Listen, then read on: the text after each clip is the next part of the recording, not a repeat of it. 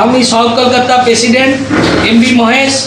আমার ওখানে বসে আছেন Arman Ganguly, national vice president, আর Wasim Ahmed, general secretary organiser দাদা বসে আছেন।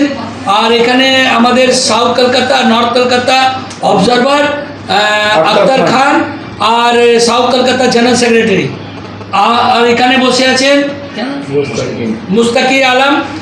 আর আমরা সবাই পদাধিকারী এখানে বসে, এনাকে একটা দায়িত্ব দেওয়া হচ্ছে ভাইকে। ভাই আমাদের সাউথ 24 পরগনা বজবজ ওয়ানে ওনাকে প্রেসিডেন্ট করা দিল, এত বড় দায়িত্ব, যে ওই দায়িত্বটা নিষ্ঠাভাবে আর মানুষের জন্যে, শ্রমিকের জন্যে নিষ্ঠাভাবে কাজ করবে।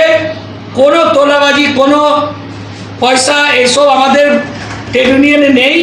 আর আমরা ওনাকে খুবই বড় দায়িত্ব দিলাম। সেই দায়িত্ব দিয়ে উনি কাজ করে বিজেপিকে নামটাকে খুবই ভালো মতন প্রচার করুক।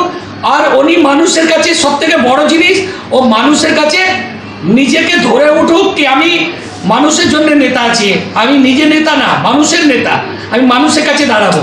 এটাই আমাদের বক্তব্য। ভারত মাতা কি জয়, বিজেপি জিন্দাবাদ। যে মূল অনুষ্ঠানটা যে হলো সেটা আমাদের বজবজ ওয়ানের ভারতীয় জনতা মজদুর সেলের পক্ষ থেকে আমাদের যে সারা পশ্চিমবঙ্গে ভারতীয় জনতা মজদুর সেলের যে ইউথ সেল আছে তার নেতৃত্বে কাজ চলছে।